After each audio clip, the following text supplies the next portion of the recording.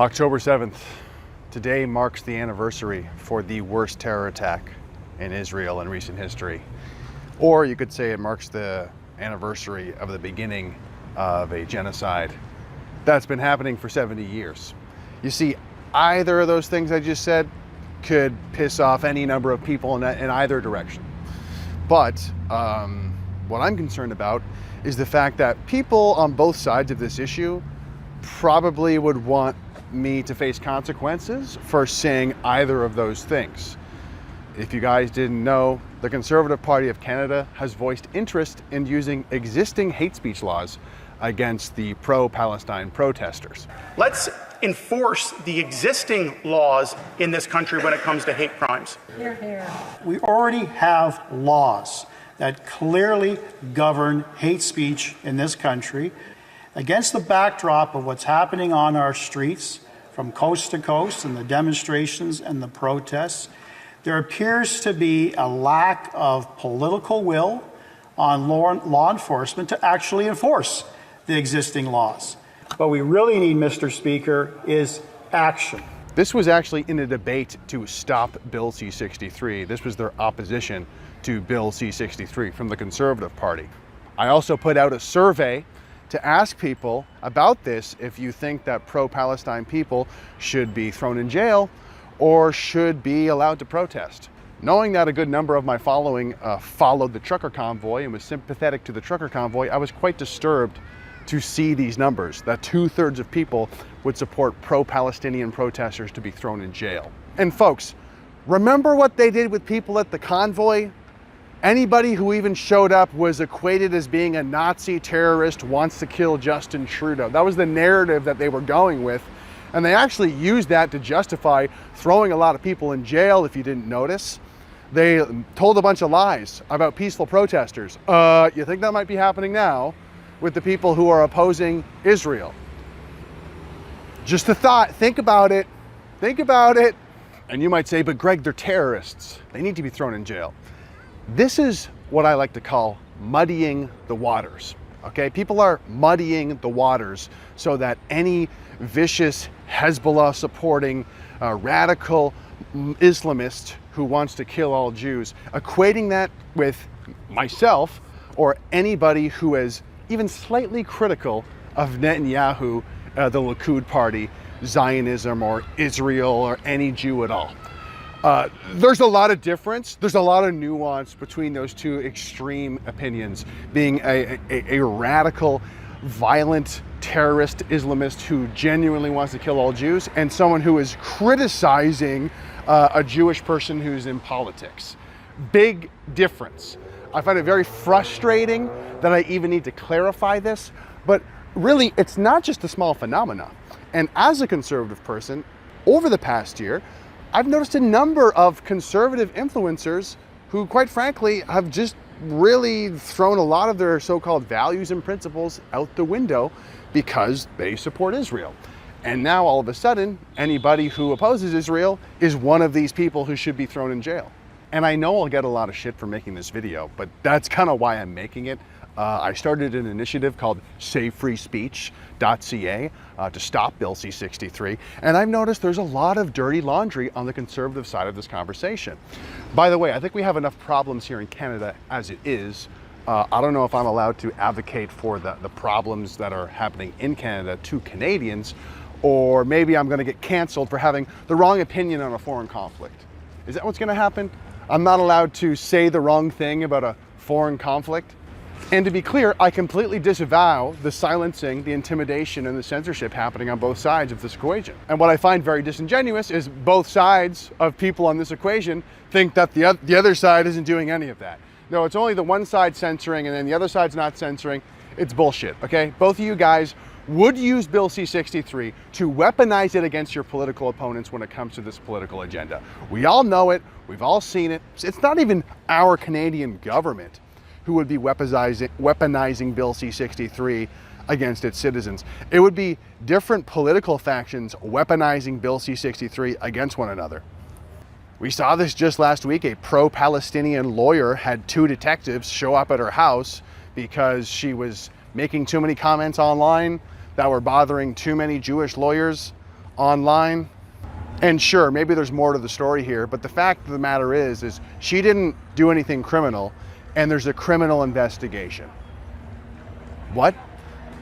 And then of course you have the other side of this. If you're not pro-Palestine enough, then you won't be let on Parliament Hill, or you won't be allowed on the pro-Palestine side. But this foreign conflict is affecting Canada, because we have warring political factions present here in Canada, and they are both pushing for Bill C-63. We have the NCCM, a Muslim organization who wants to stop Islamophobia. They're pushing for Bill C-63. And we also have CJA, a Jewish advocacy group, also pushing for Bill C-63. And I think it's quite obvious that a white Christian Canadian like me could easily get caught in the crossfire by simply saying the wrong thing about a foreign conflict. There are many vectors of attack on our freedom of speech, and unfortunately, just having the wrong opinion on a foreign conflict is one of them. Again, can I advocate for my country, my people, the place that I live in? It's becoming a weird sort of purity test where it's an expectation of Canadians to better represent the needs and wants of a foreign country than it is for the one that we're actually living in. And you might say, Greg, this is different. This is a hot war. It's much more consequential.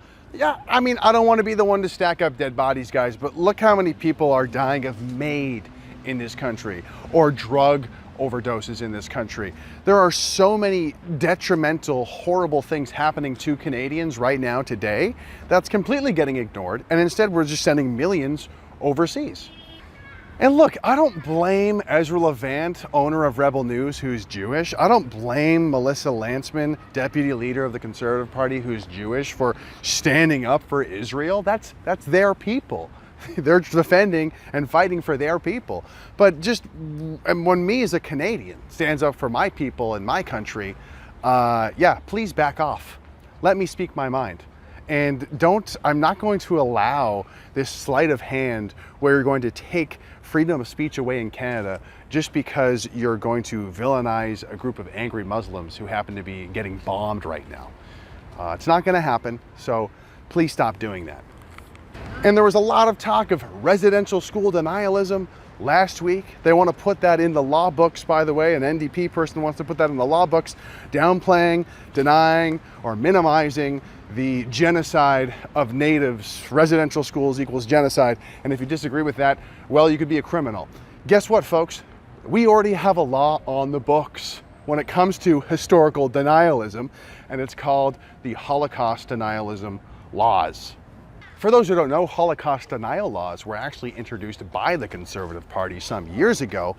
Didn't pass right away, but it got slipped in 2022 into the budget, if you believe it. So now you cannot deny, downplay, or basically say the wrong thing about a historical event. So every citizen, you're basically constantly doing a Holocaust test, and if you fail, well, you might go to jail for getting a detail wrong about history. And yeah, folks, if you're upset at the residential school denialism, you should be upset at this too. The fact that there's already a legal precedent set that says, well, we already have Holocaust denial laws, why not just tack on another specific historical item that you can't say the wrong thing about? It's patently absurd, and I really wish I would hear from Jordan Peterson on this, because he was very principled on the free speech of pronouns. You're not going to force me to say something, but yet now we're being forced to only be able to say one thing about history. Oh, actually only one specific event, now maybe close to two specific events in history that you can't say the wrong thing about. Where are you, Mr. Peterson? This seems like a pretty easy one to stand up for when it comes to freedom of speech and also freedom of thought. Just looking this up here. Jordan Peterson works for Daily Wire. Who owns Daily Wire? Interesting. And if no one has noticed this yet, we have both the pro-Muslim side or pro-Palestine side and the pro-Jewish side. Both of these sides are saying, our land, our blood, we're going to fight to defend it. That is our birthright. Do you know how much trouble I would get in if I said that? As a white Canadian, our blood, our land, and we're gonna fight to defend it. I would be called the worst of the worst. I'd probably get investigated by CSIS if they're not investigating me already. But it's just funny how our political class and the media totally celebrate that when it's foreign countries, but when we try to say our blood, our land in Canada, we literally get demonized as being the worst possible person ever. Very, I wonder why that is. It's crazy. And I'm curious, can we focus? Can I advocate for my people in my country? Can we prioritize this country that we live in? And people will say, oh no, but we have to stop the angry Muslims from coming into this country. I made a video about this last year. Guess what? When you support Israel bombing Muslim countries, more angry Muslims show up in Canada. That's kind of part of the whole thing. When you advocate or support war or more bombings here or there, there's going to be angry Muslims that show up because you're bombing their countries. I'm kind of annoyed that I have to explain this to people. It's kind of basic, cause effect, right? But it's very simple. Am I allowed to advocate for my interests in my country the way that these people are advocating for their foreign issues? Like if I went to Israel and said, hey, over 100 churches burnt down in Canada. Don't you care about what's happening in Canada? Hey, tens of thousands of people are getting medical assistance and dying because they're depressed or poor. Or did you see how many people are overdosing in Canada from foreign imported fentanyl? Something tells me they wouldn't really care that much, and I would not blame them. Yet here we are as Canadians trying to pick one side or the other and say the right thing about it, or else we're going to get in trouble. And yeah, a quick note to some of these conservatives. Ever since October 7th last year, a lot of people have either unfollowed me or blocked me, or they've just completely changed their tune. They forgot their conservative values all of a sudden because of this Israel-Palestine conflict. Dave Rubin, for example, wrote a book called Don't Burn This Book, Libertarian. He loves his freedom. Then all of a sudden, after October 7th, pro-Palestinians were protesting in France, and Macron said, you know what, we might have to ban these protests and throw these people in jail. And Dave Rubin said, maybe the West does have a chance, implying that, yeah, we should throw peaceful protesters in jail.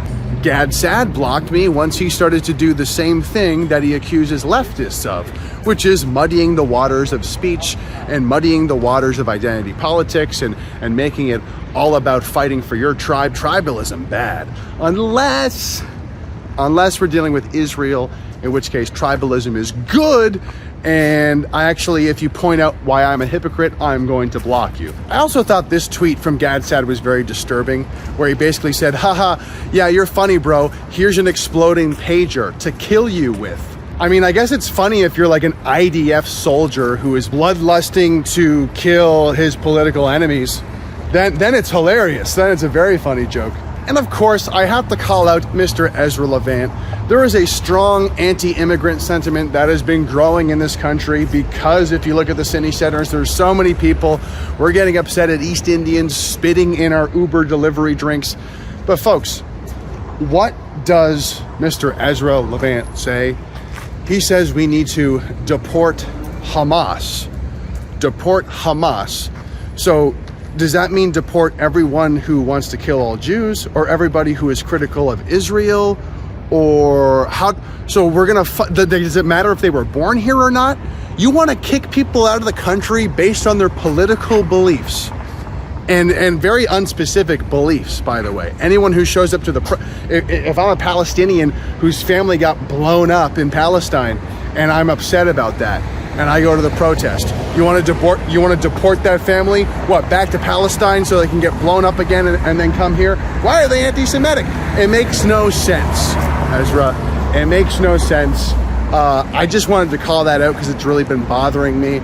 You seem to be kind of using this sentiment that people have of, hey, we need to stop mass migration. And you're saying, no, let's just focus on Muslims and people who oppose Israel. Let's kick those people out first. It's very interesting. All of these conservatives, their values and their principles. Actually, you know what?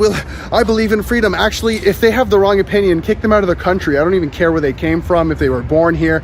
If they oppose Israel too much, just kick them out already. Yes, I'm a conservative. I'm principled. Yeah, I don't know who's buying this. But anyway, And folks, I did not want to make this video. I did not want to talk about this. This is going to upset a lot of people. I'm going to get called probably everything. Anti-Semitic, I'm going to get called Islamophobic, blah, blah, blah, blah, blah. I don't care anymore. Okay? I don't care anymore. The whole purpose of this project is not just to stop Bill C-63, not just to expose these government-funded Antifa journalists, but it's to inspire bravery in Canadians. Okay? Way too many people are pussy afraid of just saying what's plainly on their mind.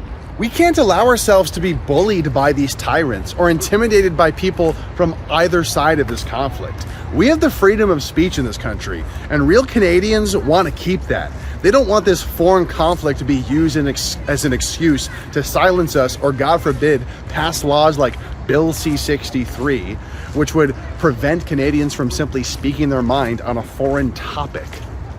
So if you have the balls and you're a real Canadian and you want to stand up for free speech, then please check out savefreespeech.ca. You can learn all about Bill C-63 there. And also you can support our documentary, which is going to expose a lot of the scoundrels behind this censorship legislation, and also how we can dismantle some of the more antagonistic groups who try to smear the reputations of Canadians like me who are brave enough to stand up for the truth. Thanks for watching, and thanks for your support.